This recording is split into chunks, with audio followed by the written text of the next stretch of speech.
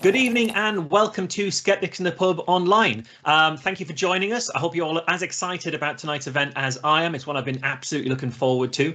Skeptics in the Pub online is an event put on by many of the skeptical groups in the UK. It started right back in March 2020. If you can remember those very early days of the pandemic, we decided to all get together and put our regular talks online where everybody in the whole world could join us if they wanted to. And we've been doing that pretty much every single week and more recently every fortnight since the start of the pandemic. And so if you are interested in these events, check out our various social media pages, which you'll see posted in the chat to find out more of these events in the future.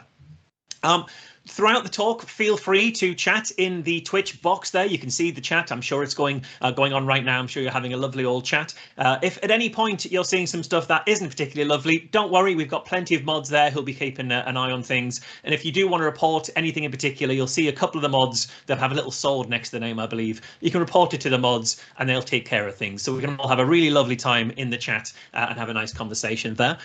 When it comes to asking questions, you can do it in the chat, but I can't see that and neither can our speaker this evening. So the best way to get your question to the speaker ready to be asked is to go to sitp.online/ask. And you can go there and you can submit your questions, which we'll be answering in the second half of the event. You can also go there and see what other questions people have submitted and upvote the ones that you think are particularly interesting, and we'll take that into account as we get to the question and answer portion of this evening.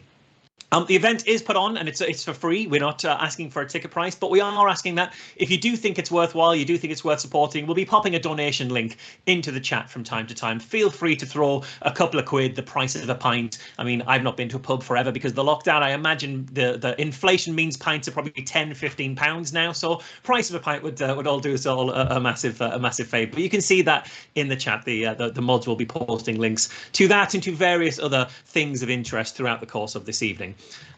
This is tonight's event. In 2 weeks' time, we have our next event, which is going to be Dr. Michael Brooks, who's been talking about how mathematics created civilization. And you can see that right here on the 14th of October at 7 p.m. That's all of the admin that I've got for you this evening. So now I'm going to hand you over to our speaker. So I'm really excited about our speaker this evening. Mike Rothschild is a journalist who focuses on internet culture, politics and conspiracy theory and where all those things overlap. And in particular, of relevance to tonight, he's specialized in investigating the QAnon conspiracy theory since its inception in 2018. He's been one of the leading experts on how it connects to other conspiracy theories and scams from the past and how that all plays out in society today. And he's been the go-to subject matter expert for places like the New York Times, the Washington Post, NPR, CNN, MSNBC, the BBC, and any other acronym in the media you can basically think of. He's your man for that kind of stuff. His new book is The Storm. It pulls together all of the stuff he's learned about the QAnon cult, and we are delighted to have him here to share all of that with us today. So please go wild in the chat for Mike Rothschild.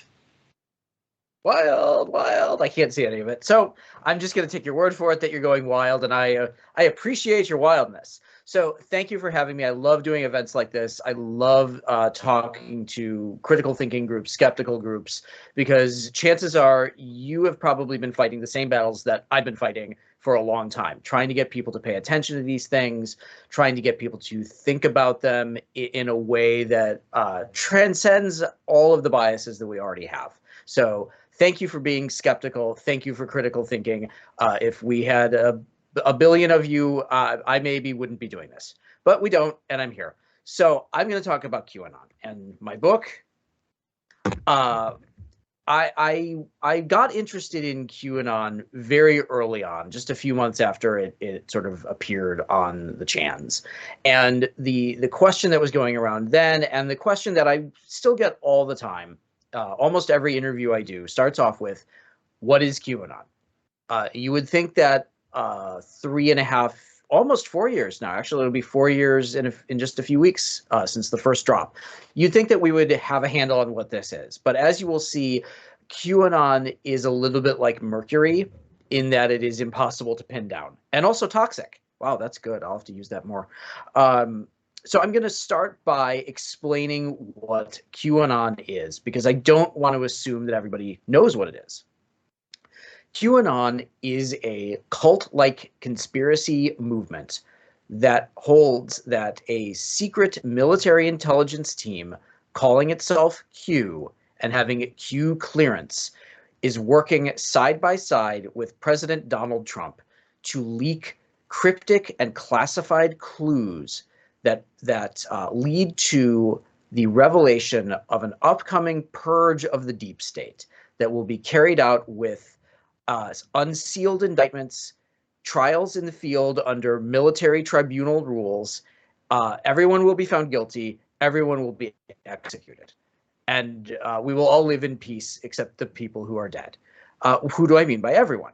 I mean the Democratic Party.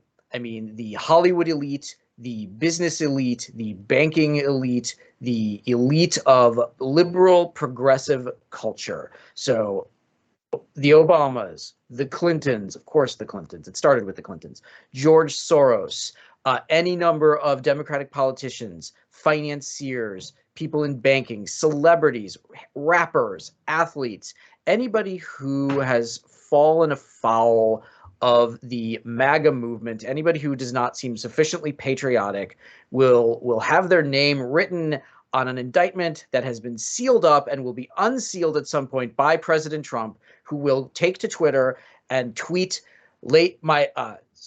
will tweet, "My fellow Americans, the storm is upon us." And at that moment, the indictments will be unsealed, the arrests will take place, the executions will start, the National Guard and Marines will be called up to quell the riots that will take place. There will be great upheaval. Depending on who you talk to, there will be a great economic reset. There will be the revelation of secret technology and suppressed cures.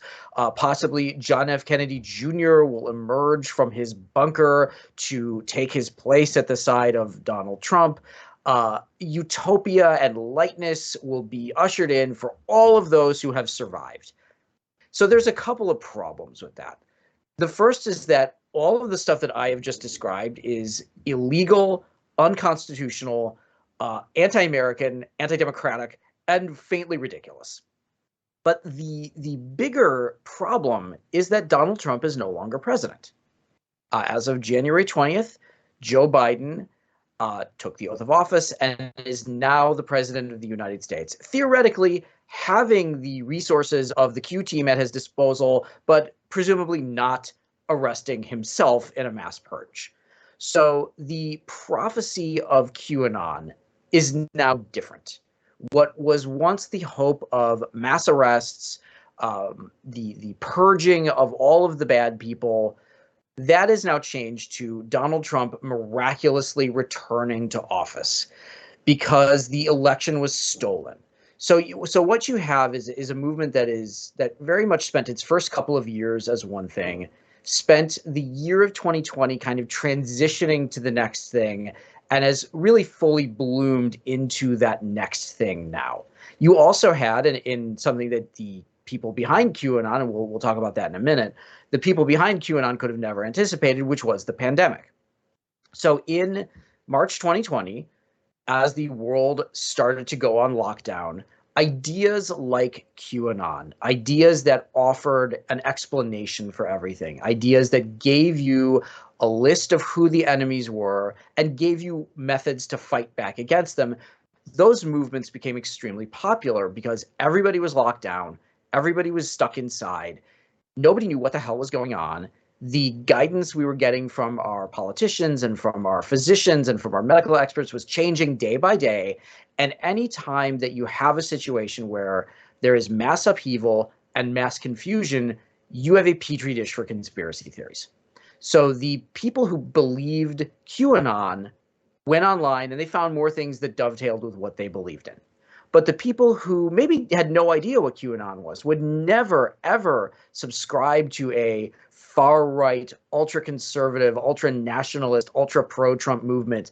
Your health freedom people, your holistic people, your wellness people, your pro-Bernie Sanders people in the United States, those people went online and they found Facebook groups, not about QAnon, because they weren't looking for that, but about how 5G was maybe the cause of the pandemic, about how maybe the coronavirus leaked from a lab in Wuhan. Maybe the whole thing was a push to get us to all take vaccines created by Bill Gates. People found those Facebook groups. And those Facebook groups in turn recommended other Facebook groups that said much the same thing. Those Facebook groups recommended other ones, and suddenly you're getting recommended a group about the Great Awakening, which is the storm, which is QAnon. So you had a great mass of people radicalizing themselves into a far-right conspiracy theory movement. Well, what are the tenets of that movement? What do QAnon believers think is the world that they have chosen to live in? What you have with Q is essentially an oracle, a guru, if you will. And this guru used first the board 4chan, then jumping over to 8chan, which is 4chan's sort of even worse cousin, and spent the better part of about 2 years on 8chan. 8chan went down in the summer of 2019. They lost their web security. They reconstituted themselves as 8kun. 8kun is 8chan. It's the same thing, same design, same exact people posting on it. The only home for Q drops, and really the only reason anybody went to 8kun was to get Q drops. Q posted on 8kun from about November of 2019 until December of 2020, when there were no more drops. The final Q drop, the 4953rd drop, I believe, I wish I didn't know that number, was a link to a Trump rally video with the Twisted Sister song, "We're Not Gonna Take It," playing in the background. That drop was taken down for copyright violation. So the last ever Q drop goes to a dead link. I think it's a perfect summation of what this movement is and what these people believe in. A Q drop is almost anything. It can be a series of rhetorical questions and sort of sphinx-like riddles. It can be an out-of-context picture. It can be a bunch of codes or sort of vaguely military-sounding jargon. It can be just a link to a Fox News story, a link to a tweet, somebody tweeting about something that Q was talking about. You would see Q believers who had their tweets posted by Q. That's called getting Q'd. That's a big deal in that community. You'd have thousands of people descending on you saying, "Q sent me 17," posting memes and cool pictures. It's a way to reinforce that you are part of a community, that you are part of a special group that knows things that other people don't know.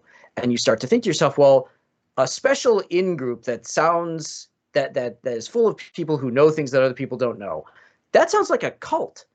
And to which I say, well, QAnon really is a cult in a lot of ways. You have the in-group versus the out-group.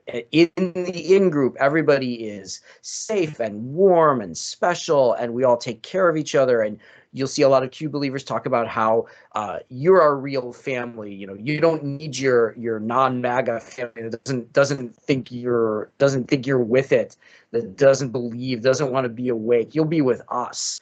And then you have the out group, which is the scary people, the outside world, the people who think you're nuts, the people who think you need to be censored, you need to be canceled. So all of that is very cult-like. Now, there are ways in which Q is not a cult. It doesn't have a charismatic leader at the top, the sort of iron-willed strongman whose word is bond. It doesn't have a Jim Jones. It doesn't have an L. Ron Hubbard. And you think, well, isn't that Q? Doesn't Q set the direction for where QAnon believers go? And actually, Q really doesn't. A number of the biggest concepts in QAnon, things that you will see over and over again in my book, in other writing about QAnon, things like JFK Jr. possibly being alive, things like aliens existing and secret technology, things like adrenochrome, the oxidized adrenaline supposedly extracted from terrified children by the satanic elite as they carry out their rituals. None of those things appear in Q drops. So one of the things that you see as you really start to study Q is you've got the Q drops, you've got that scripture, but then you have a much bigger base of ideas and of people pushing those ideas. It's almost as if Q is really much more of a pyramid with Q at the top, but that next layer underneath are these gurus, or these promoters. These are names that you will see a lot in the discourse about Q. I write about these people a lot in my book. You'll get people like In the Matrix, Jordan Sather, Joe M, Praying Medic. These are names that come up over and over and over. They all have their own podcasts, their own live streams, their own merchandise. These are the people who are really monetizing belief in Q, while at the same time setting the direction that believers go, and especially now, because there haven't been any new Q drops since December. Well, why haven't there been any new Q drops since December? That ties back into who is probably making the posts. And if you've seen the HBO documentary Q Into the Storm, full disclosure, I was interviewed for it. My interview didn't make the show, but I'm friends with the director, Cullen. He's a great guy. That really comes to the conclusion that after going down a bunch of different rabbit holes of, maybe it's Steve Bannon, maybe it's one of these rogue generals, maybe it's this puzzle solving group called Cicada, really lands back on this guy, Ron Watkins.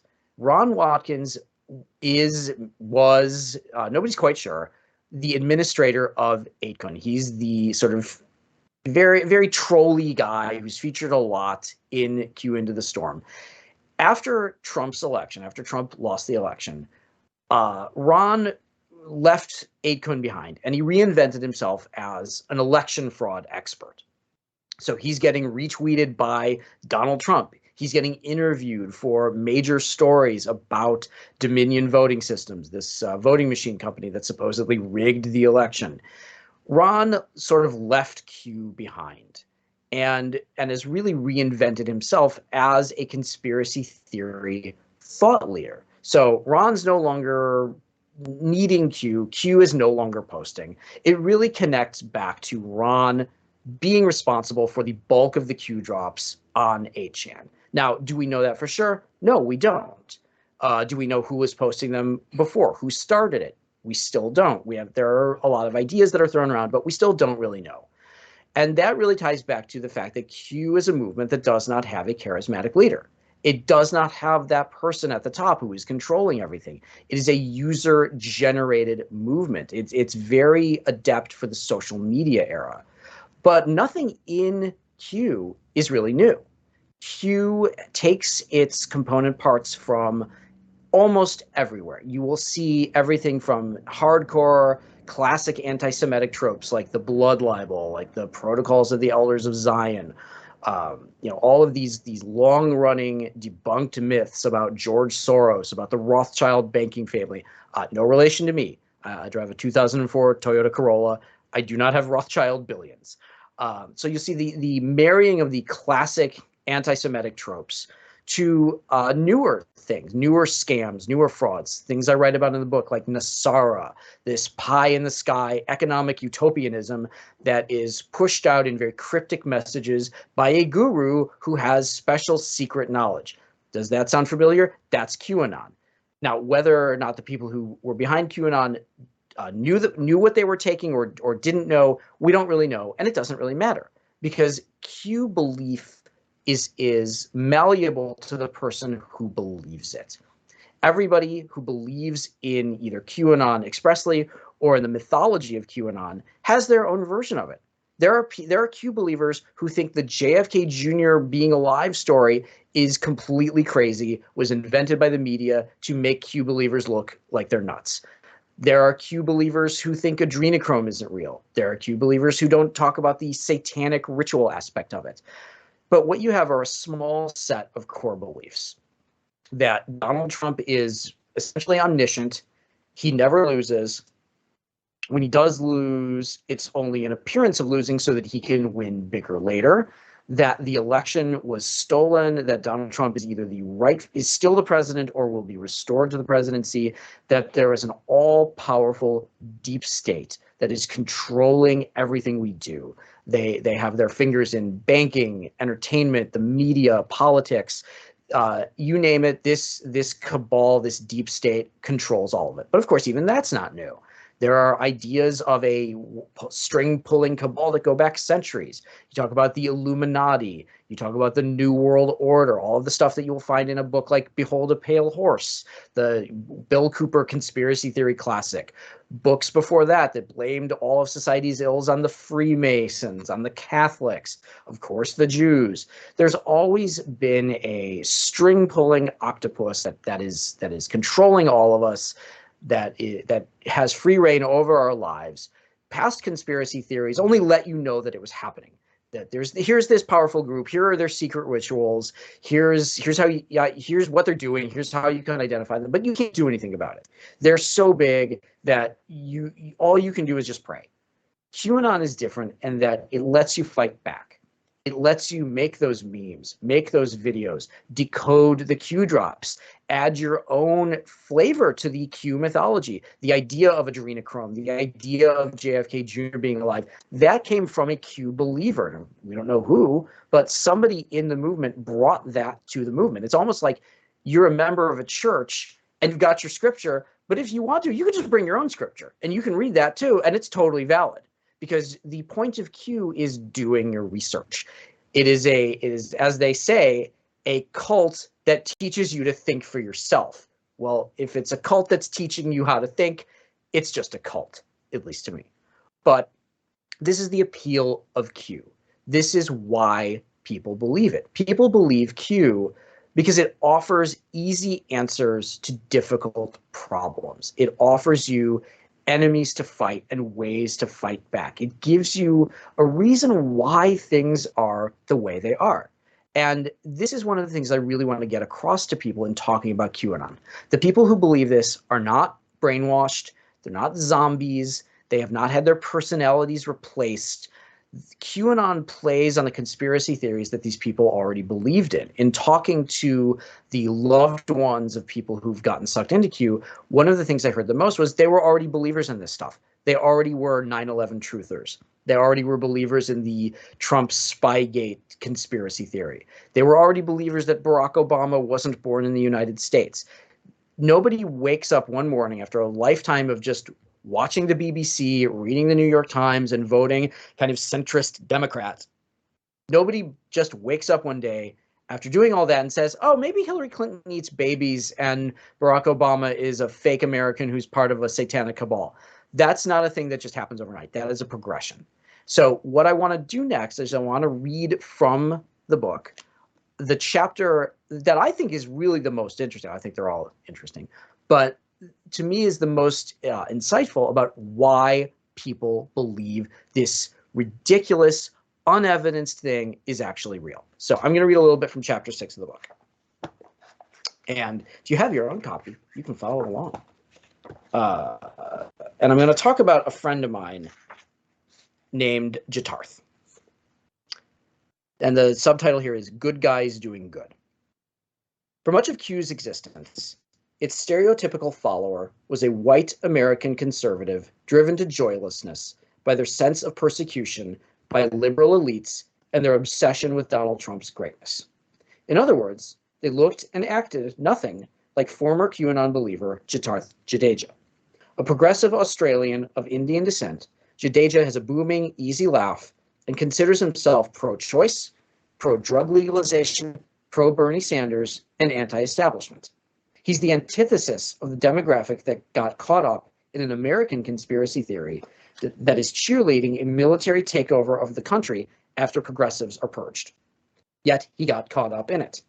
Jadeja spent 2 years enmeshed in QAnon to the point where he pushed away much of his social circle and found himself increasingly isolated and obsessed with what Q was telling him. Before he got into Q, Jadeja had been baffled by the mainstream media's failure to see Donald Trump's rise coming. So he went searching for alternative explanations for the mainstream media's denial and ignorance. Naturally, he found plenty. First came the conspiracy theory machine that was InfoWars. And from Alex Jones, he got sucked into Jerome Corsi's breathless decoding of Q drops. Jerome Corsi is an Alex Jones acolyte. He was also the popularizer of the Barack Obama birth certificate conspiracy theory. In his book, Where is the Birth Certificate? Well, we know where it is. In Q, Jadeja found not only better explanations for what was going on, but patriots pushing back against the darkness. As he told me, he found the good guys. His belief in Q, which lasted from late 2017 until well into 2019, wasn't a logical thing. It was hope. I wanted to believe, Jadeja told me over a Zoom call that took weeks to schedule. His story of leaving Q had made him a momentary media sensation, as there were virtually no out and proud Q apostates at the time, and his story rang true for many people. I wanted to believe that the good guys were fighting the good fight and in a better future, he said. The story that Q laid out explained so much to Jitarth. It explained why the Democratic Party in America had screwed over Bernie Sanders. Hillary and her cabal did it to stay in power. It explained why the media didn't see Trump's win coming. They were irredeemably corrupt and utterly blind to the people's movement that Trump had created. And it exposed Trump's constant failure to deliver on his promises to lock Hillary up or reform the Federal Reserve or do any of the other anti-establishment things he promised to do. The deep state was thwarting him at every turn, or else he was failing on purpose in order to expose their evil. Q told him that a secret war was being fought to get rid of all these horrible people and fulfill Trump's divine promise. It was a war Jadeja wanted to fight. It happened slowly, then all at once. And the low point after failing again to graduate from university and receiving an ADHD diagnosis, Jadeja spent months consuming Q media and interacting with fellow Q believers. He was soon on Reddit and YouTube all the time, watching endless streams of videos and reading the decoding threads of the Q gurus who could make sense of the cryptic messages. Q initially brought him a sense of joy and control, making him feel like he wasn't like everyone else. He wasn't a failure who couldn't move forward, but a warrior whose ADHD gave him an ability to hyper-focus. Q made him an asset, not a screw-up. Q makes you feel important and gives you meaning and self-esteem, he told me, echoing a sentiment that current Q believers share on social media all the time. You are saving the world when you're in Q. It's the highest way you can view yourself. And while Q believers immerse themselves in a violent and cynical mythology, they don't see it as anarchic or violent. They certainly don't see it as domestic terrorism. They see it as a secret war that must be won. To Jadeja, Q believers can only overcome the darkness by thinking they're doing the most important thing that can be done, literally saving the world. Looking back, his ADHD diagnosis and its ripple effects played right into this mindset and had a major role in sending him running to Q. Many Q believers see themselves as weaponizing their lack of social skills, inability to read social cues, and repetitive behaviors, all of which are classic symptoms of autism.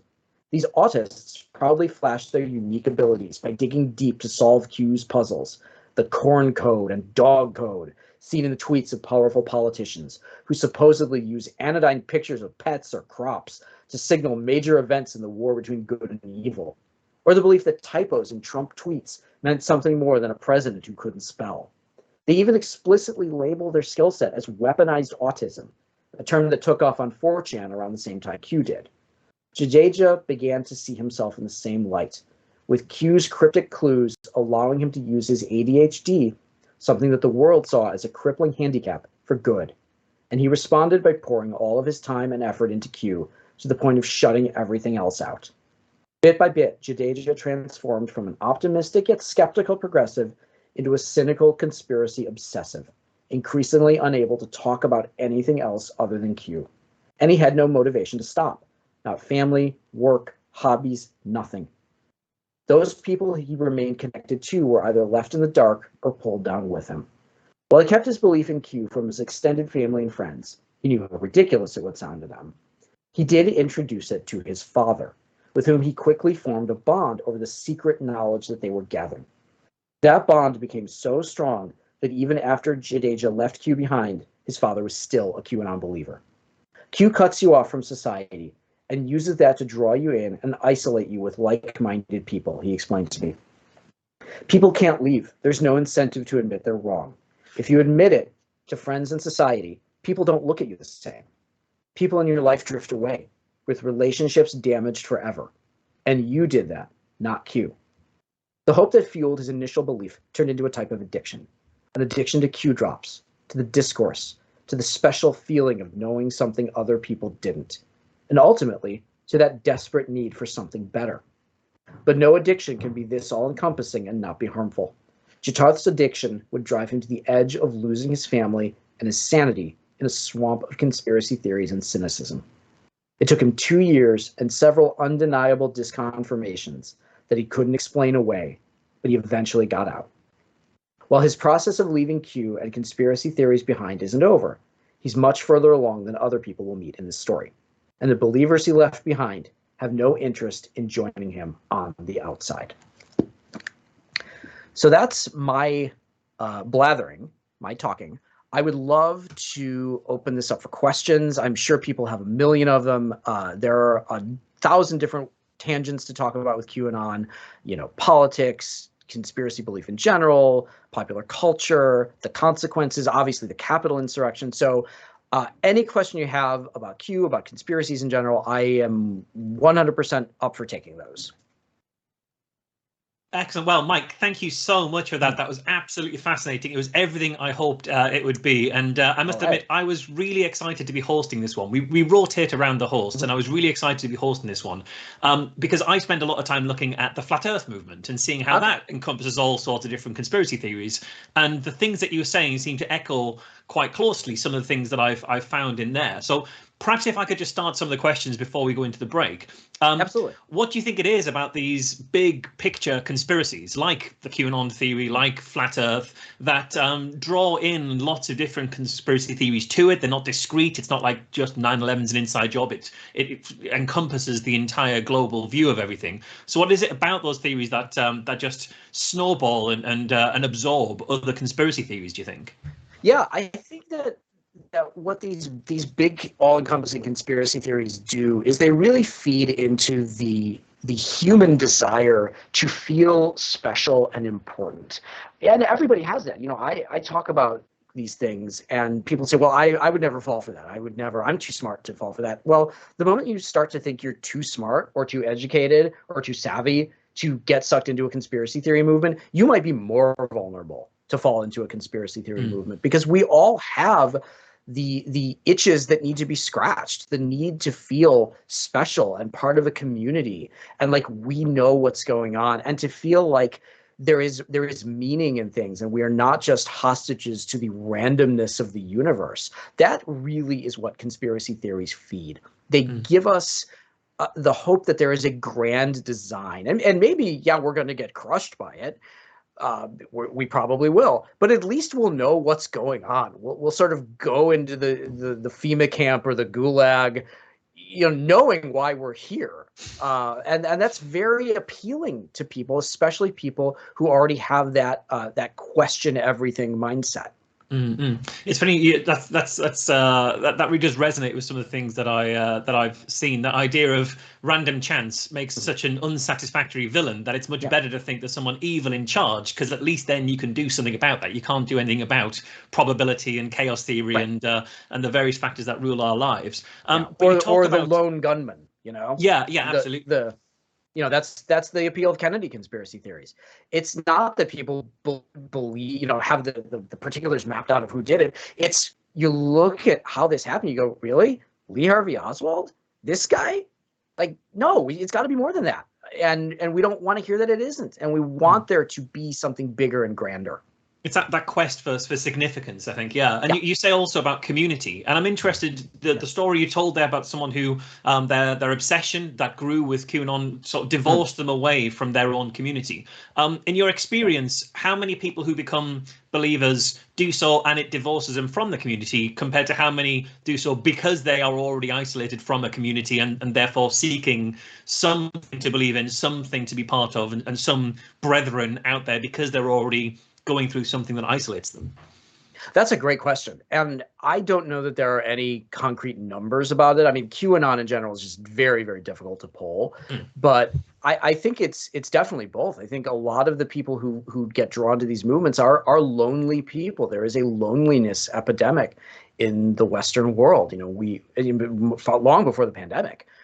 We don't have those social circles. We don't have the social clubs, the union hall, the bowling league.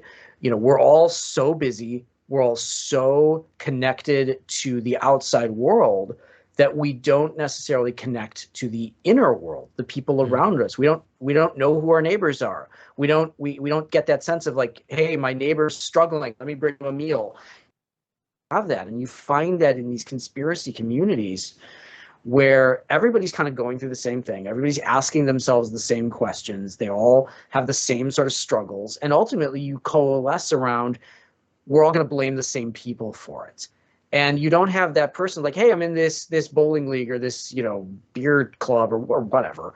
And, it's all people who maybe were in the same community. We all have different political beliefs. We all come from different places, but we're not going to talk about that stuff, or we're going to talk about it in a friendly, jovial debate. Our politics are so life or death. The left looks at the right as like, insurrectionist fascists, and the right looks at the left as like socialists who want to cancel us. We don't even have the ability to talk to people or even be around people who think differently. Like, we have to cut those people out of our life. And so communities of people who've been cut off from each other form around these notions of, looking for answers and looking to blame somebody. Yeah, and do you think there's an element? It's something I saw with Flat Earth, and I wonder whether it's also true of QAnon. Is that once you're already divorced from that mainstream thing for either the thing that you're saying, or because something catastrophic has happened or unexpected has happened in your life, a relationship has broken down, someone you're close to has died, you found yourself on a different track. You're going through a crisis, and in that time, if someone comes along with the perfect answer, then you're much more susceptible to it. And even if you recover, you're still on the wrong track. Do you think when it comes to people, sorry, I'm trying to get the thread of my question there. When it comes to people in that kind of way, and they are kind of that divorced, once they're already divorced from the mainstream, it's much harder to then separate themselves out from the more distasteful elements of the community they find themselves in. And is that why they come to believe in more extreme things? Because it's much harder to say, well, I've already left these people behind. I don't want to leave some of these people behind, because then where do I go? Right. It's totally. And it's why one conspiracy theory feeds into the next. If you already believe that the World Trade Center was wired with explosives for 20 years and nobody noticed, and then they, demolished it on 9/11, or you already believe that, Barack Obama was born in Kenya and was the, the sort of messiah of this decades-long movement to put a usurper in office in the United States. What's one more thing? What's one more conspiracy? If you believe the Earth is flat, what won't you believe? Yeah. And then you start to cut out the people who say, really, you believe that? What's wrong with you? Because you don't think there's anything wrong with you. You think there's something wrong with them. Why don't they believe it? Why don't they see it? Why won't they wake up? So much of the discourse around Q is waking up the normies, the sheeple, and that's that smug superiority that comes with fringe beliefs. I know something that you don't know. It's a playground taunt. A lot of people would initially have seen this QAnon belief as something silly, kooky, harmless. Surely no one actually really believes this, those kinds of things. I imagine you got to the harm element quicker than the mainstream did. So at what point did you realize that this had the potential to be something really bad? And how did you feel about everyone else sort of taking this as a bit of odd fun, when you could see actually this is going somewhere pretty dark? Yeah, I spent the first month or two of looking into QAnon, really thinking that it was just a joke. My introduction to QAnon, I talk about this in the book, was I started to see tweets of Hillary Clinton and John McCain wearing orthopedic walking boots. Not because they'd injured their ankles or feet the way the rest of us normies wear orthopedic boots, but because they had been arrested and were wearing ankle bracelets, but it couldn't be known because it was a secret arrest. And the covering up the secret arrest ankle bracelet. I'm like, oh, this is amazing. I gotta dive into this. And I found this world of jargon, of conspiracy theories dreamed up out of nothing with this voluminous detail. Just the stuff that a debunker loves to stumble on. But I started to realize that it had a lot of similarities to these previous affinity frauds, these things like Nasara, like the Iraqi dinar scam, these very similar things where you have a guru who has this secret knowledge that nobody else has the access to. They are giving it away for a small donation, and you can use this to purchase these investments that seem like they're worthless, but will be revalued, or there will be some law signed that makes you rich beyond your dreams. And it's going to happen at some point, and the guru knows when it's going to happen. The precursor scam to Nasara was this other thing called Omega. And I write about this one in the book too. It's this scam that came up in downstate Illinois, put together by this sort of longtime grifter and like bar bouncer, this guy named Clyde Hood, who started to tell people in this very evangelical downstate Illinois town that he had access to these secret financial investments called a prime European banknote. And he was one of 6 people in the world who knew what this was. And he was a banker to Fortune 100 companies, but he was going to give it to his friends, and he was going to let his friends in the evangelical community invest in it. And so after a while, this guy, Clyde Hood, and his cronies in Mattoon, Illinois, start driving 100-year-old cars. They're building mega mansions. I mean, this is a pretty hard scrabble time. These people are millionaires. Now, this whole thing falls apart, but all these people get arrested. But the people who had already bought into this did not want to think that they'd been conned. They wanted to think that the dark forces had stepped in to stop this. So one of the acolytes of Omega was this woman who went by Dove of Oneness. She became the chief acolyte of Nasara, pushing out the same thing, just on a bigger scale. And Nasara is something you will still see in conspiracy theory groups, in wellness groups. It has a big following in a lot of these holistic communities.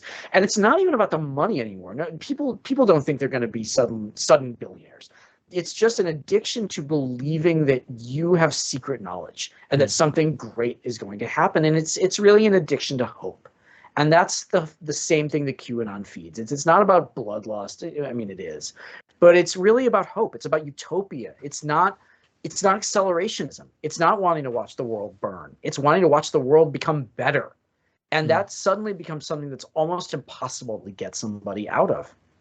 Yeah. It's funny you talk about, Jazara, you talk about some of the other elements that are to it. I mean, I imagine you spend a lot of your time in some pretty grim places. I've got a lot of Telegram groups that I spend, a lot of anti-vax groups and things. You see a lot of Jazara, you see a lot of Kalergi Plan, you see a lot of Great Reset and Great Replacement. How do you spend a lot of time amongst all of that and still stay what I imagine is a relatively positive human being? How do you keep yourself together while seeing some pretty grim stuff? Yeah, for me, I try to look at this as a job. I look at the writing a book or doing interviews or whatever as work. I clock in, I do my looking, my writing, my talking to people, and then at some point in the day I turn it off. And I still check in on it, but I don't. This is not a 24/7 crusade for me. If it were, I would drive myself to the asylum. I'd be in a padded room because I could never help everyone. All I can do is try to understand it myself, and in trying to understand it myself, help other people try to make some sense out of it. But I have no illusion of trying to make this all go away. I can't. No one can. This is baked into the way our brains evolved, to see danger and patterns in chaos, to look at the rustling tree as a possible predator and to run away. Because the one time that we look at the rustling tree and we think, it's just the wind, then it's a panther and it eats us, and we don't pass on our genes. So the stuff that we're going through now is really hardwired into the way that we think. So I can't unhardwire that. Nobody can. That's ridiculous to think that would even be possible.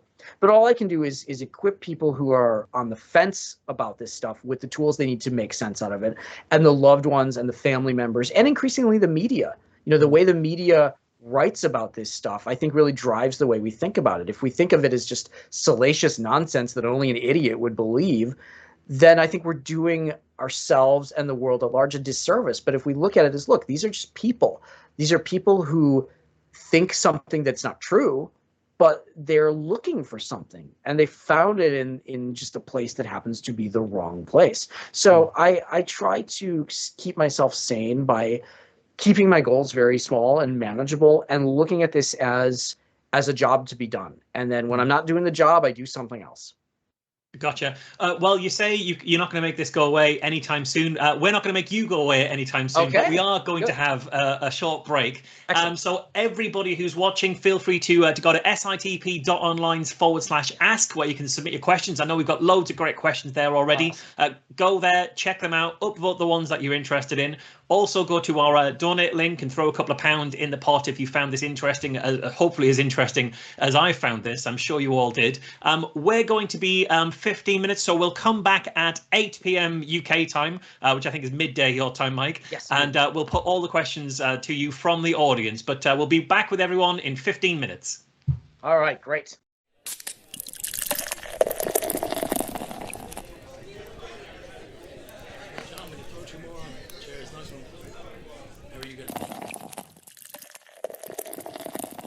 Welcome back to Skeptics in the Pub Online. I hope everybody is looking forward to this Q&A. We've had so many excellent questions for our speaker, and I am really excited to put these to Mike. So before I do that, please give a huge welcome back to your screen, Mike Rothschild, our speaker for this evening. Mike, thank you so much. That was really, really fascinating. And I can tell you our questions have just been lighting up. Our Slido is filled with so many questions. So I'm just going to dive right in and ask a question here from Anonymous, not necessarily Q Anonymous, but just Anonymous, who asks, how widespread is Q across the globe, or is it mostly a US phenomenon? That's a great question. And Q is extremely international. This is a movement that really appeals to both the far left and the far right, kind of around the world. Now, what I've noticed in writing about this for a long time is that each country kind of creates its own version of QAnon. They'll sort of discard some of the more US-centric parts, the minutia about the Supreme Court and all that stuff, and they will grab onto the parts that really resonate with their own politics and their own culture. So in the UK, you see a lot of QAnon signs at anti-lockdown marches, anti-vaccine protests. You saw it a lot with the Save the Children movement that was going around this time last year. In Germany, it's very popular on the far right. The Reichsbürger movement has really embraced QAnon and Trump in general. In France, it's really popular with the Yellow Vest movement, which is both far left and far right. In Brazil, QAnon is really wrapped up in a lot of New Age stuff. In Japan, there's a big Michael Flynn fan club in Japan of Q believers who just worship this, disgraced former national security advisor. Every country kind of creates its own little version of QAnon, which is really appropriate because every believer really creates their own version of QAnon. And sometimes it really doesn't have much to do with somebody else's version of QAnon. It's their own personal truth. It's funny, I saw exactly that at several of the Save the Children type marches in the UK. Yeah. And what was really noticeable to me, and it's a small thing, is that all of their signs talked about pedophiles, P-E-D-O files. Oh, yeah. That's the American spelling, so we know exactly where you're getting this entire thing from. That's so interesting. I hadn't thought about that. Yeah. We have another question here from Igor, actually, who asks, do you think this started with a lone lunatic, he says, not necessarily the word I would use, and then got co-opted by grifters, or was it the doing of grifters all along? And if I could sort of add to that, we've seen other movements pick up on it. We've seen Christian nationalists pick up on it. We've seen people who are trying to sell scams picking up on it. So what element of it do you think was organic, and what element do you think was kind of heavily co-opted at what point, really? Yeah, we still don't know. And one of the things about those early 4chan Q drops is that whoever made those posts didn't leave any way to identify themselves. There's no trick code, there's no digital signature, there's no way to connect those posts to a person. So you have a lot of people who take credit for those first posts. You see a lot of different names thrown around, but none of them have proof that's really more compelling than anybody else's proof. So for me, if I can't see that, if one person doesn't have compelling proof over another, I don't really think that any of them did. And I don't really spend any time talking about it in the book. Ultimately, it doesn't really matter because if you go to church, you're not arguing over who wrote the Bible. You're talking about what the Bible says. Now, I have my own opinion on who did it, and I think this is kind of generally shared in the disinfo research community, that it was this guy, Paul Ferber, who was either directly behind it or connected to it. So the South African web programmer, he's interviewed in Q Into the Storm. It was Ferber's board on 8chan where Q posted after making the jump from 4chan to 8chan. And of course, Ferber was like, well, it was stolen. You can tell that whoever, was making the Q posts on 8chan isn't the same person who was doing it before. None of these people have even admitted it. And I think we also have to grapple with the idea that even the person who started making the drops, doesn't know who was making the drops at the end. So really, there's nobody who really knows who made all the posts. But I think it was really organic. I think who made those first 4chan posts really understood the language of places like 4chan and how a non-LARPer accounts could really take off if they were telling a story that people wanted to be true and that people enjoyed. And so whoever started it started off with their very first post being something that the far right in America had been yearning for decades, which was the arrest of Hillary Clinton. You know, if you're talking about some sort of White House or FBI sort of inside baseball, you know, a lot of people aren't going to care about that. But if you start off with the most evil woman in history is going to get arrested on this date, people go, oh, I want to see what happens with that. And then at some point, people just got sucked into the story because the story was told really well. You know, those first 150 or so Q drops are really a very compelling techno thriller. The kind of thing you might see in a Robert Ludlum novel or a Tom Clancy novel, you know, something with good guys and bad guys and like battles and clues and mysteries and things that really are compelling as storytelling. You know, it doesn't have to be this sort of all-encompassing plot that a million different people were in on. It's just, hey, this is a cool story. I want to see where this goes. And then you find that you are part of the story, and then it just takes off from there. I know that I've heard the Paul Ferber kind of theory previously before, and I think I heard it on Reply All, who described the moment that the QAnon persona was taken off him as being sort of the equivalent of having your invisible friend stolen from you and being someone else's friend at this point, because you no longer can talk to your invisible friend. But that's kind of the origins. At what point do you think it was co-opted by several of the groups, you know, evangelicals and people who are looking to get paid from this? How do you feel that kind of played out? That takes place very early, and very early on you see some of these sort of very, very, you know, D-list right-wing content creators, these people like you know, Coleman Rogers, people like Tracy Beans, who start making these videos about, oh, maybe there's something to this. Is this legit? This is really cool. We should all check this out. And they see their views just skyrocket. You see the same thing with Praying Medic. You know, this was like a divine healing guy. You know, he'd make videos. He'd get a couple thousand views. No big deal. He starts talking about QAnon, and he's getting 6 figures on his views. And you go, wow, there's a real audience for this. There's a real need for this. And they probably believe it, or else they're just the most gifted con artists around. And honestly, they're not that gifted. You believe it, or you come to believe it, but you also have absolutely no problem monetizing it and getting money for it. So it's really an intersection of belief and grift where you see this real growth. So the co-opting of it and the adapting of it, it starts very early.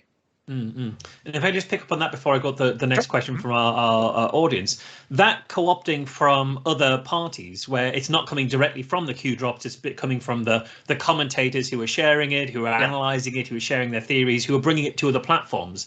How crucial do you think that was? I mean, it strikes me that somebody who is genuinely interested in saving the children from a paedophile cult probably wouldn't spend a lot of time on 8chan scrolling through the various bits of borderline child pornography to be able to get to the Q posts.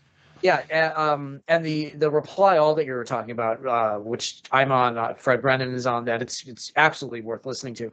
That really breaks it down to the time in late December when 2 of the big early evangelists, Coleman Rogers and I think it was Ferber was the other one, go on InfoWars, and they start talking about how they need like retired military professionals to come and join their crusade and like help save the world.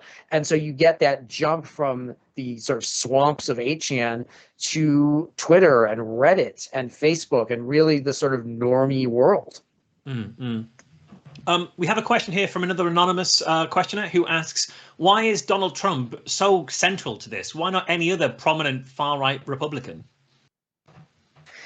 With Trump, you had somebody who really marketed themselves in a way that nobody else had been able to do convincingly. You know, a lot of politicians are like, I'm going to go to the bar and have a beer with the you know, with the plumbers. Trump really did present himself as an everyman, as an outsider. He would talk about, I've been in Washington a dozen times. I don't have political connections. I'm an outsider. I'm just like you. I'm a blue collar billionaire. They're jealous of us. We've got the nicer apartments. We've got the bigger boats. I mean, you're talking to a crowd of miners in Pennsylvania about how big everybody's boat is. I mean, come on. But Trump really presented himself as outside of the Washington swamp. And he could say things that other politicians couldn't say. He could say things that that his fans only thought. This idea of, there's a deep state keeping us down, and progressivism is going to take away our way of life, and we can't let them cancel us.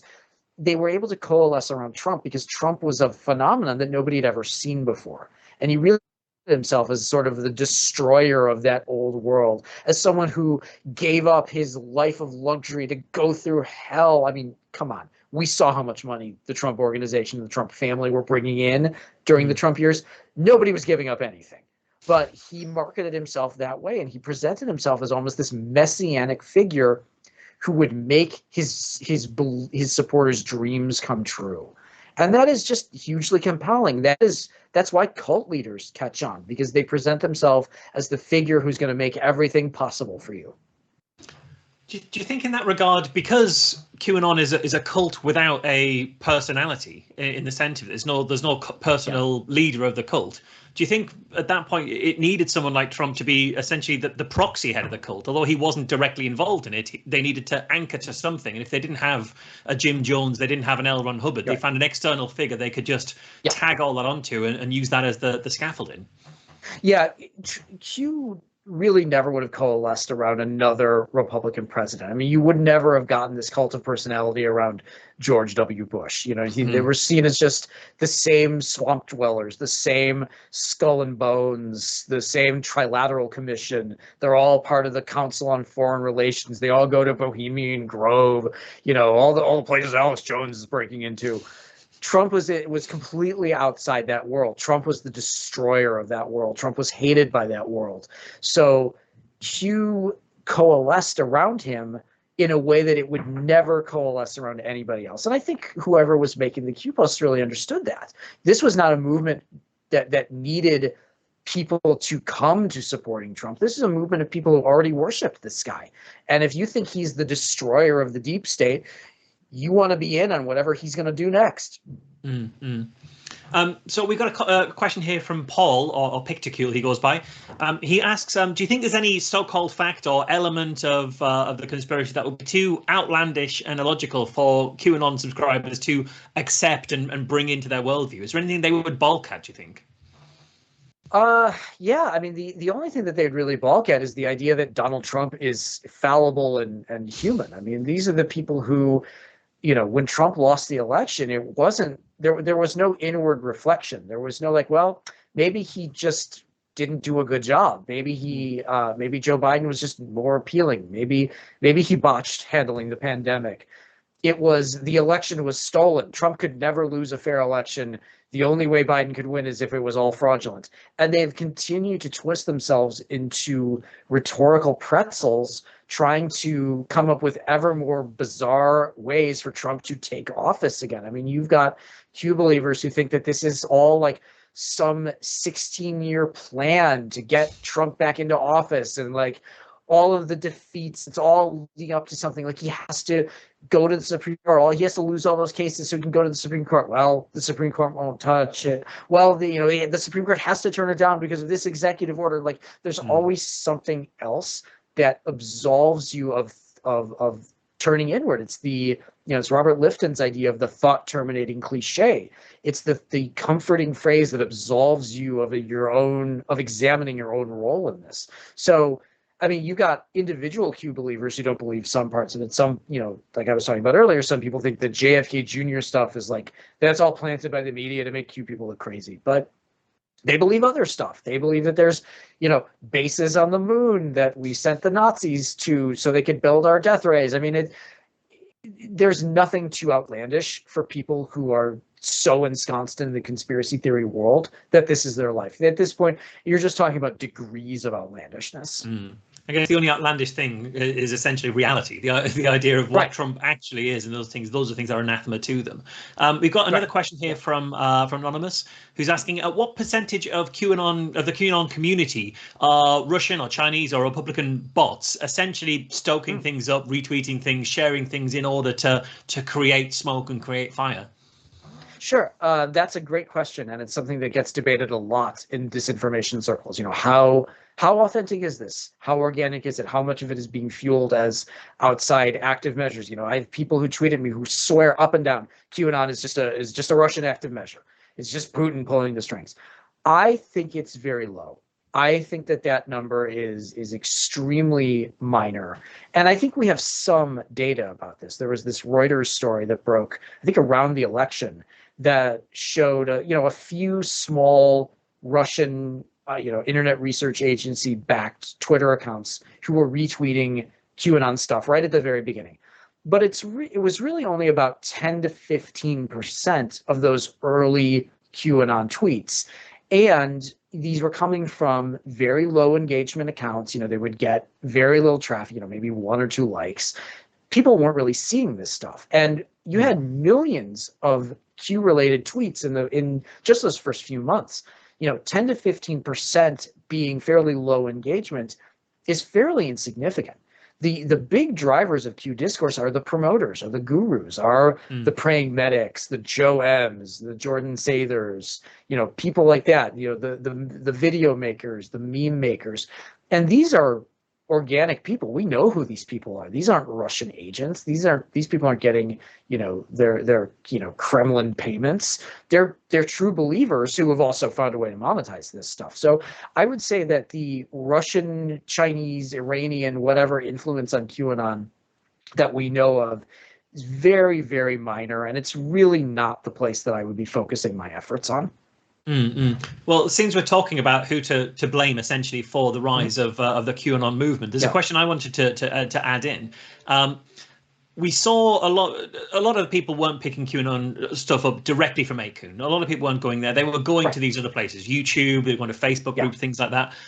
I spent a lot of time looking at Flat Earth movement, and that grew because of the way that Facebook promoted pages and then ended up promoting Flat Earth pages. YouTube promoted Flat Earth videos and directly radicalized people into Flat Earth. And then they went, oh shit, hang on, we shouldn't be doing this. They changed their algorithm, stopped promoting pages, started promoting groups. How much do you blame the social media companies, the algorithmic recommendation engines of YouTube to go, well, here's a group that's very busy. It's busy because they're all trying to decode this apparently cryptic, pronouncement from Q, and that's why there's so much engagement. But all the blind algorithm says is this is engagement, this is a busy group, we'll start promoting this. And we saw that QAnon was promoted to wellness groups. How much do you blame those companies essentially? Quite a bit. I talk about this a lot in the book. The role that social media has in the promotion of Q and the Q adjacent conspiracies is enormous. And we saw that, over and over again with the algorithm that said, hey, we think we know what you like and we think you'll like this. And the algorithm knows you, and it knows what you're browsing, it knows your tendencies, because, people watch a lot of different things, but they concentrate on just a few things. Nobody spends their time on something like YouTube watching everything. You have your niche. And the algorithm goes, oh, you like this, so you'll like that. You like the anti-Bill Gates video, so you'll like the QAnon video, whatever. And the social media companies have been extraordinarily slow to react to all of this. We saw it with QAnon. They really didn't start wholesale banning QAnon accounts on Twitter and on Facebook until July 2020. There had been 2 years of violence, of domestic terrorism, of murders, of child kidnappings that had gone on. And we saw Mark Zuckerberg talk about this in the Washington Post. There were leaks of meetings at Facebook where Mark Zuckerberg did not want to appear to be too heavy-handed in censoring conservatives. So he gave Alex Jones a pass. He gave QAnon a pass. And this was devastating. And it finally took until after January 6th for these sites to completely crack down on this. And they're still having this problem. I believe it was just yesterday in the United States where YouTube finally said, we're banning pandemic conspiracy theory videos and anti-vax conspiracy videos. We've been in this for 18 months, and we've seen Plandemic take off. We've seen these other videos take off. We've seen the TikTok videos of, oh, the vaccine made me magnetic. I'm attaching a coin to myself and it's sticking. I'm a magnet now. Thanks, vaccine. These companies have done nothing about this. The only company that really took proactive measures to deplatform QAnon was Reddit. In August of 2018, Reddit completely banned QAnon because a QAnon subreddit featured the doxing of a supposed mass shooter who was the wrong guy. And now this guy, nothing happened to this guy, and it turned out okay. But Reddit said basically, well, no, we're done with this. We're not going to allow this anymore. But the rest of these platforms, they didn't want to appear like they were censoring conservatives. They didn't want to appear like they were stifling free speech. So they let this stuff go on too long. And then people go, oh, I guess you don't like free speech. I guess you're pro-censorship, you communist. And I said, well, I'm pro private companies enforcing their own terms of service. Now, those terms of service tend to be very opaque and they're not applied consistently. But if they are applied consistently and they're transparent, they have every right to ban this stuff. They have every right to say we're not going to allow QAnon videos. We're not going to allow pandemic conspiracy videos anymore. So, yeah, it takes way, way too long for these social media companies to catch on. And we've seen that while it's very difficult to deplatform an idea, you can absolutely deplatform the big gurus behind those ideas. Alex Jones has seen his reach dramatically curtailed. Milo has seen his reach dramatically curtailed by deplatforming. I'm sorry, I don't think that's a bad thing. So, I mean, you want to accuse me of being pro-censorship, that's a debate we can have, but I don't think it's a bad thing to cut off the microphone of bad actors and say, you can do that, you just can't do it here. Yeah, no, I totally agree with that, and I think one of the issues that that I see is when they cut that microphone off, they just hand it to someone else. They don't turn the microphone off. They just pass. So flat Earth and stuff gets banned, and then QAnon comes along. And as that gets curtailed, we see the anti-vax stuff getting huge. It's only ever. They only ever turn their attention to the building once it's on fire. They never look to the cause of the fire, and that's kind of my big issue, I think, with the social media companies there. I've got a question here from Cleo, who asks, are there older conspiracies which this grew out of, or did it arise quite anew? So what were, you touched on it a little, but did this sort of come fully formed, or how did it sort of link back to those older conspiracy theories? Sure, it really didn't come fully formed, and I think that's one of the reasons I tend to think that this was not a big conspiracy by the Trump world. It really took a while for Q to kind of figure out what they were doing. The narrative style of the early Q drops is very different from the narrative style of later Q drops. And I think that's because whoever was doing this really didn't think this was going to catch on. So they had no problem making these very specific predictions, thinking that they were never going to be called to account over it. Well, of course they were, but then by then Q already had a big fan base and they were able to retcon the failure of these predictions as, well, I wasn't actually talking about America. I was talking about Saudi Arabia. And the Q base went, oh, okay, sure. I mean, never mind that you weren't. But that's what they were able to believe because they wanted this all to be true. So yeah, Q really didn't come fully formed. That term, Q clearance, only appeared, I think, 34 drops into it. Q didn't even have a name before that. So it was very much made up on the fly. It was very much pulling from this conspiracy, that trope, that urban legend. All of that stuff was being combined just on the fly. But yeah, the scams and conspiracies that went into Q are really, they're innumerable. And I wanted to write the book to really kind of pull the sheen off of this so you could really see the component parts of how all this works. So you could look at the engine and say, yep, there's the blood libel. There's the satanic panic. There's Pizzagate. There's Nasara. And you can see how they all fit together. Now, there are elements of Q that are fairly novel, the participatory element being the most novel part of it. The idea that you are part of this rather than just passively letting it happen to you. But yeah, there's very little that makes up QAnon that's brand new, that's not really easily identifiable once you know what you're looking for. Yeah, and I guess that's kind of the thing when people do bring some elements of a new conspiracy theory, and it's there is a they out there who is doing this, and once you leave an unspoken they, people go off trying to fill that gap, and there's centuries of people who've been filling that gap with false answers for a long time. So I guess you all always sort of fall back on the old classics. You go back to the Protocols, Elder Zion, and that kind of thing. We have a question here from Dave, who says he watched the Capitol riots on Newsmax and how horrifying it was. How are some of those statements allowed to be broadcast when they are so factually and demonstrably wrong, as we saw with the Newsmax coverage of the Capitol riots? Yeah, and that is a great question. I think it's something I struggle with a lot. You know, where is the line between allowing this stuff to be broadcast and letting people make up their own minds and cracking down on it? And I tend to come down against the idea of the government, you know, the U.S. government getting involved in this at all. I think really one of the worst things that could happen would be for the Biden administration to, you know, disinformation czar. I mean, disinformation is a gigantic problem. We all know that. But so much of that disinformation revolves around the government and the authorities. Anything that these authorities do is going to immediately be rolled into the conspiracy and create more disinformation. So I think what we have to do as skeptics, as critical thinkers, is we're not waiting for the government to pull these channels off the air or arrest all of the people who are behind this.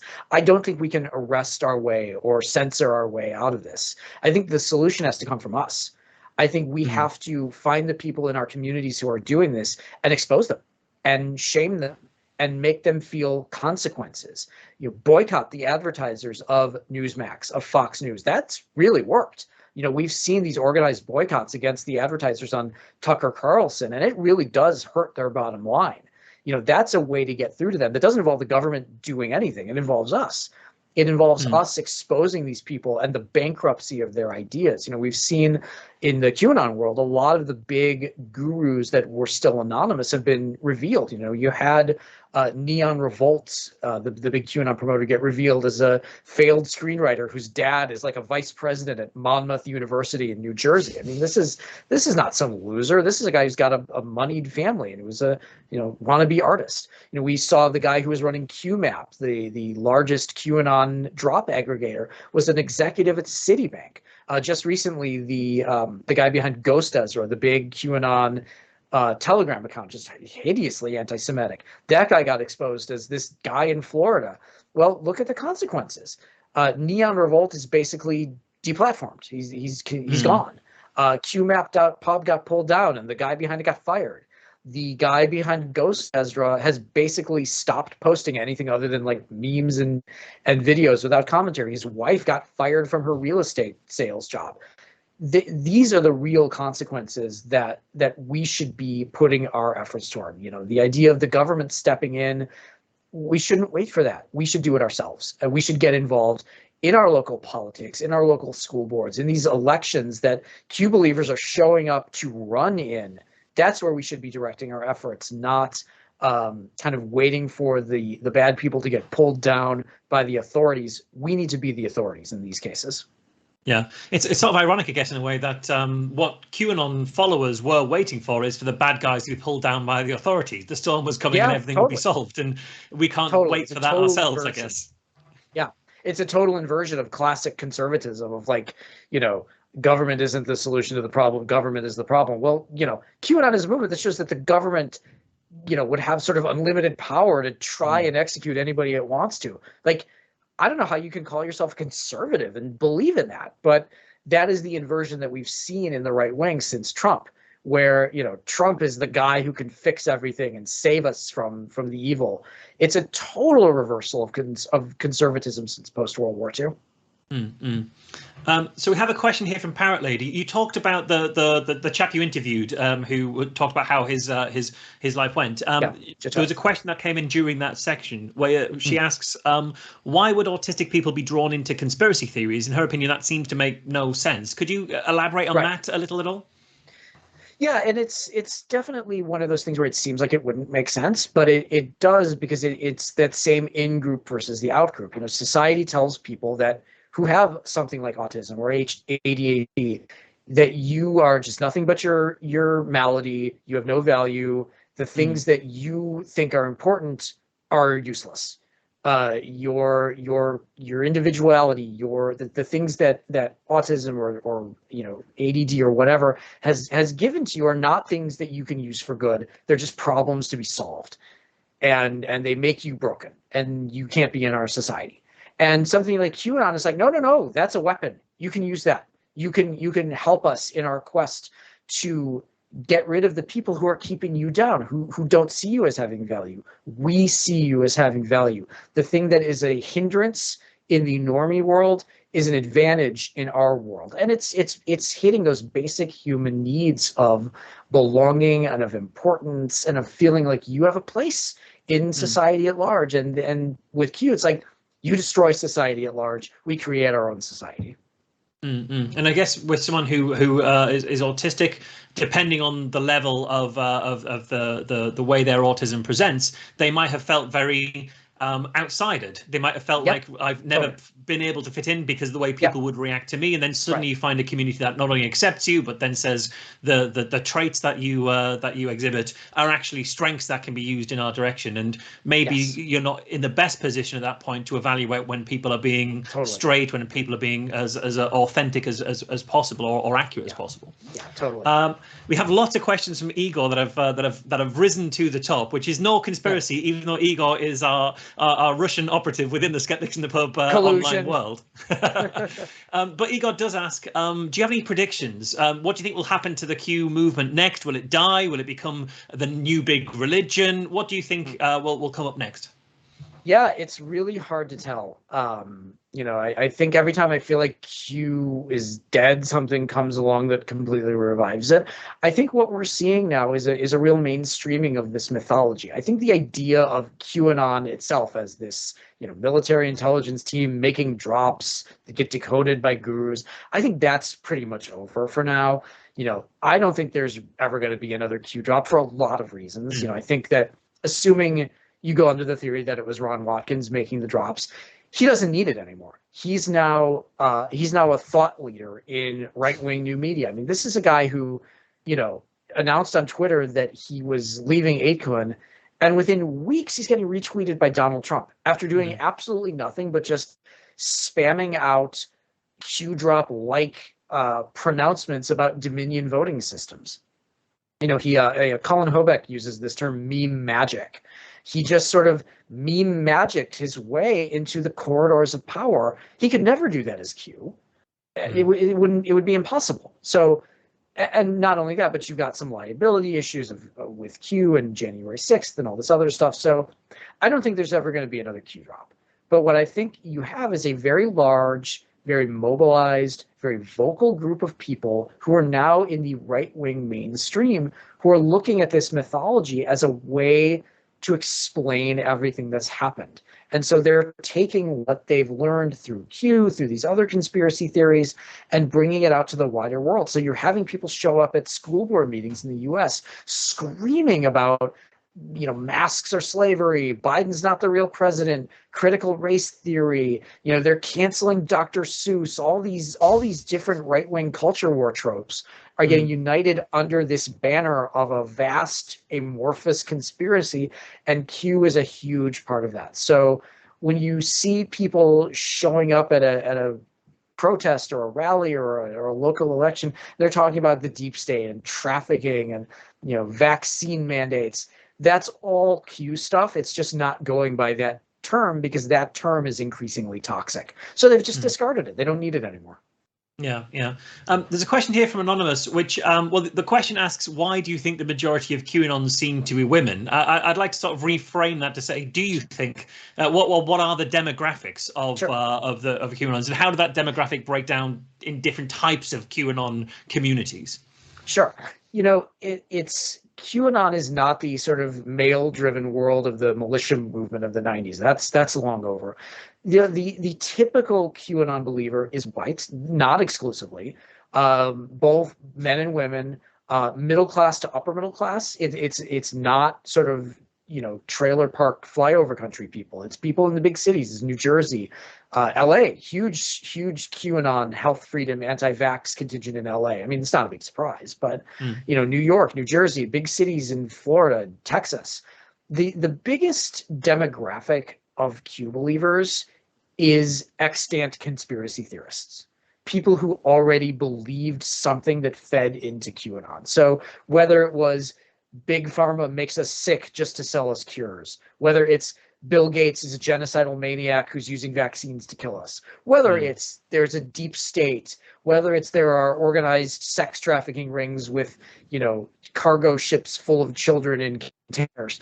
You believed in something that led you to QAnon, and that belief is strengthened by QAnon, and you take it further into more conspiracy theories. So the commonality that Q believers have is not race or economic status. It's belief in conspiracy theories. And does that change when we look at communities like Pastel QAnon, the sort of the wellness movement, and how it was kind of Q was pushed at people who were into yoga and various other wellness, health, alternative medicine things? Does that change the demographics at all? It makes it more mommy centric. I mean, this conspiracy theory infodemic has really come down really hard on white moms.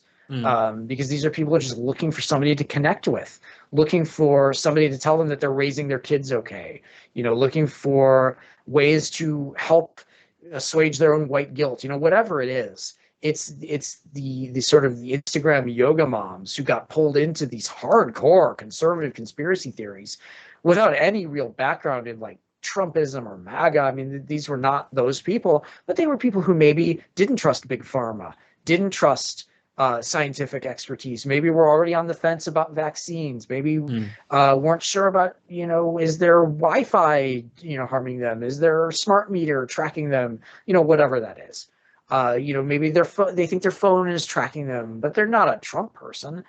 Even just that conspiracy theory of, oh, my phone is tracking me, my Wi-Fi is poisoning me, you know, I'm being gang stalked on the internet, you know, anything like that. That is a window to QAnon and to a much wider conspiracy world. Yeah, we have another question from Igor, who's asked some fantastic questions. They keep coming right to the top. But moving on from Pastel QAnon, he asks, are you concerned about beige QAnon? Essentially, the people who are not in the QAnon cult exactly, but keep repeating their talking points for whatever reason, whether that's because they genuinely believe them or because they see that they're politically expedient or anything like that. Oh, sure. That's a huge concern. I mean, and I love that beige QAnon. That's a great term for it, because these are the people who really still don't know anything about QAnon, or will say, well, I'm not one of those crazy Q people. You know, I just think that, you know, vaccines kill more people than COVID and Donald Trump is the real president and blah, blah, blah. I mean, that's all Q stuff. It's just that they haven't identified under that specific iconography. They just believe all of it. So yeah, that's a huge concern for me, because those people are absolutely vulnerable to whatever the next really codified version of QAnon is, when it comes in with its jargon and its gurus and its merchandise. And that may not be for a while, but when that happens, suddenly there is a whole new world of people to radicalize to whatever the new thing is. It's interesting. I wonder to what extent, and I'd like to hear your thoughts on this. Those people will use the extremity of Q as a way to give themselves some degree of credibility. It's like, look, I'm not one of those guys, but I have some serious questions, and so you use the far end of the spectrum as the Overton window shift in order to get your own conspiracy questions laundered through. Yeah, the outlandish becomes the normal. And then suddenly, like, what you need to be outlandish is way outlandish, to a point where a lot of people are not going to go there, but they're going to go to the normal, just asking questions. I just want to know the truth. I just want to know what's happening. And then they get pulled into this world of stuff that used to be very fringe, and now it's just mainstream. I mean, it's, you know, millions and millions of Americans think that Donald Trump is still actually the president of the United States. That is as outlandish as it gets. But it's also as normal as it gets in a lot of mainstream conservative circles. Okay, I want to ask you one last question, because I think it's been a really fascinating Q&A, and I've enjoyed this a huge amount, but I want to take up all of your afternoon at this point. And it is, unfortunately, it's going to be another Igor question, who's just been knocking out of the park, and he should have been doing this interview, I'm not sure. But it's a great question to end on. What can we do, and what should we be doing to help the people escape the QAnon cult? Is there anything we can do to help bring these people back to what we would agree is a closer version of reality? That's a great question, and it's something that I'm really focusing a lot of my energy on right now, is how to de-radicalize people. And I think we have to start with some very sobering assumptions that large-scale de-radicalization is basically impossible. It doesn't work. Everybody's journey into extremism is different, and so everybody's journey out of extremism is going to be different. So, we can't wait for the blanket solution. We have to fight the battles on a very small scale. This is really sort of house-to-house combat in a lot of ways. The first thing you have to really do is decide, do I need to do it? Is the conspiracy believer in my life putting themselves at risk? Are they hurting themselves? Are they hurting somebody else? If this is just sort of a kooky thing that they're into, and it really hasn't taken over their life, there may just not be a need to do it. There may be, like, that's the thing. We can just agree not to talk about it. Now, if they are at a point where they are hurting themselves, they're hurting somebody else, if it is becoming an obsession, what you really want to do is present yourself as a safe harbor, as somebody that person can go to if they have questions, if the movement is not making sense to them anymore, if they feel like maybe they're on the verge of leaving it behind, but they don't know what to do, you can present yourself as a safe person. And the way to do that is to stay in their life, check in on them, see how they're doing, talk about the things that you have in common, the reason why they're your friend, the things that you enjoyed together as family members. You don't want to talk about QAnon. You don't want to talk about the stolen election. That's your boundary. You say, look, I care about you. I understand that you believe this. I don't. We're not going to talk about this. And if you keep bringing it up, I'm going to walk away. I'm going to separate myself.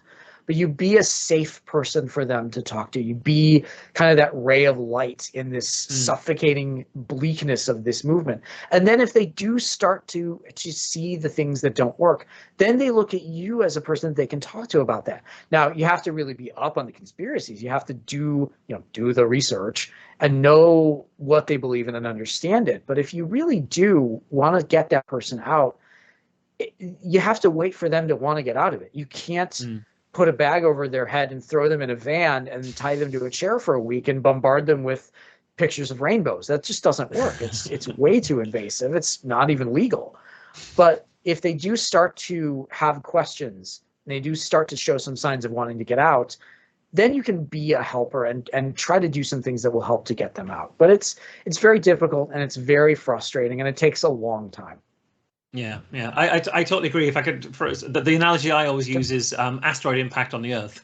The way you don't deal with that is to send up a nuclear bomb or Bruce Willis with a team of drills to blow it up, because you just rain down destruction. You don't meet these things head on. Yeah. But instead, you send up something to hang around near the asteroid with enough gravity to slowly alter the trajectory of the asteroid. Yeah. And that's how you get people out of conspiracy theory. Just be a gravitational pull back towards reality near them without being as confrontational and aggressive and things. But because all of that confrontation, aggression, mockery, that just is going to push them deeper into it. Yeah, I totally agree. Mike, thank you so much for this. I've loved this. I can see from loads of the comments that everyone's loved it as well. Could you remind us what the book is and what we should be looking out for on the shelves? Sure. So the book is called The Storm Is Upon Us: How QAnon Became a Movement, Cult, and Conspiracy Theory of Everything. You can get it the big box, Amazon, your local bookstore. There is an audiobook that is terrific. There's an ebook, Kindle version of it. So go ahead, please get the book. Please give it to people who are in that world, who know somebody who's in that world. I think it's very, it's not in the weeds. You don't need to know any technical stuff to understand this. I look at it very much from the layman's point of view. If you want to see more of my stuff or ask me more questions, if we didn't get your question here, you can find me on Twitter. Rothschild MD is my Twitter handle. I'm not a doctor; those are just my initials. Feel free to shoot me any question, any concern. If there's somebody in your life who is dealing with this, maybe I can say something helpful. Who knows? So that's where that is.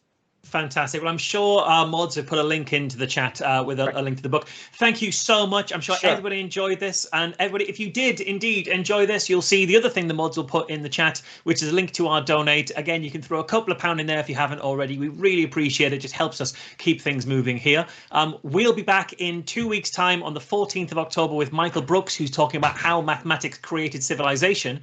We're done with the talk for tonight, but we're not done entirely for tonight, because if you do want to hang out and have a bit more of this, we're going to open up our Zoom pub, the Lock-in's Razor, and you can find that if you go to sitp.online/pub. You can join in there and just have a chat with people. It's always a really lovely time. I think mods will also put our link to our Discord in the chat as well, so you can join that and just be involved in the chat at any point as well.